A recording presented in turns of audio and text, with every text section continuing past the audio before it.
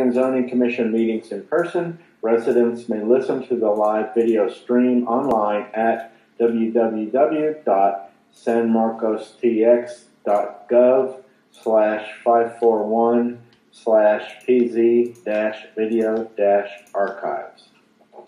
If you have requested to speak or submitted a comment for citizen comment period prior to 12 p.m. today, it will be read aloud during tonight's meeting.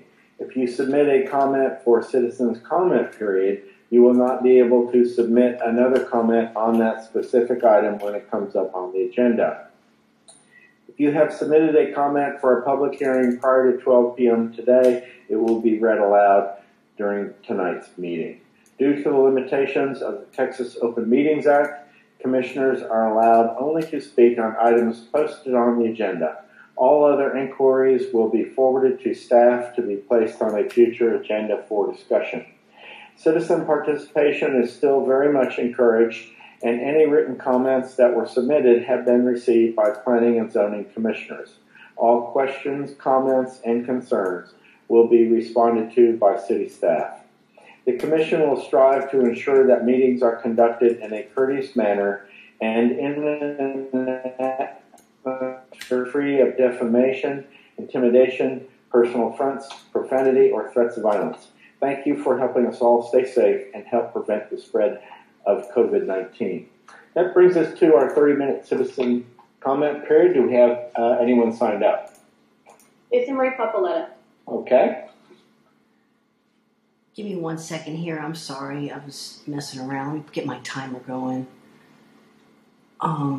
Good evening. My name is Lisa Marie Capoletta. I live at 1322 Belvin. I want to thank Amanda for how she's been running the planning and zoning meetings, and I also want to thank Neighborhood Services for them lending a power washer for citizens so that they can improve their property. As you can imagine, it was devastating for me when Bertland Burris put a sidewalk in my yard, threatening my heritage live oaks, and I've had a wonderful company come out and trim my trees. I find it ironic people who talk about global warming and want walkable cities don't give a dang tootin' about heritage live oaks. I also want to say it's going to be a very sad day in San Marcos when Kate McCarty is no longer serving on this board. I have so much respect for her. She's actually one of my heroes here in this community. So we wish you well, and we will miss you dearly.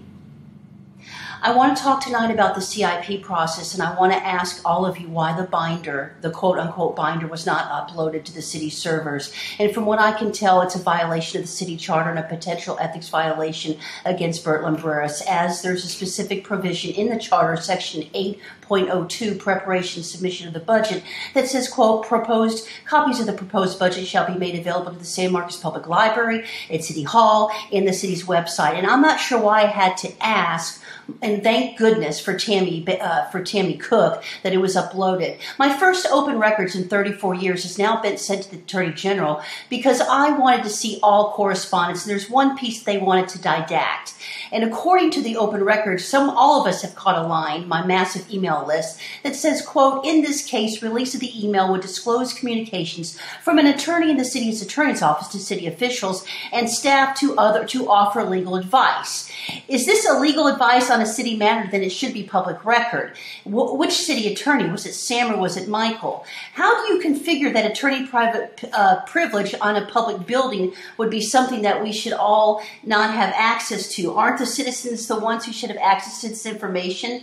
Additionally, I wonder if I should file a complaint against Bertland Burris for not uploading that. What is the city hiding? I have filed a open records that says thusly as a follow-up. I do not see anything here how it has become a CIP issue. Please help me understand where the documents are for the CIP workflow. Do we craft CIPs verbally? There is no attachments between the city staff to make this a CIP item, and I find this alarming. The original open records was all documents with the keyword Dunbar Home Economic Building with date range 2019 through 2021, July 6th of 21. Documents of emails with the word Dunbar Home Economic Building as it relates to the CIP. I am shocked that there is no information being released to the public, and they're sending the first open records in 34 years to the Attorney General because there's something I surmise the city is hiding.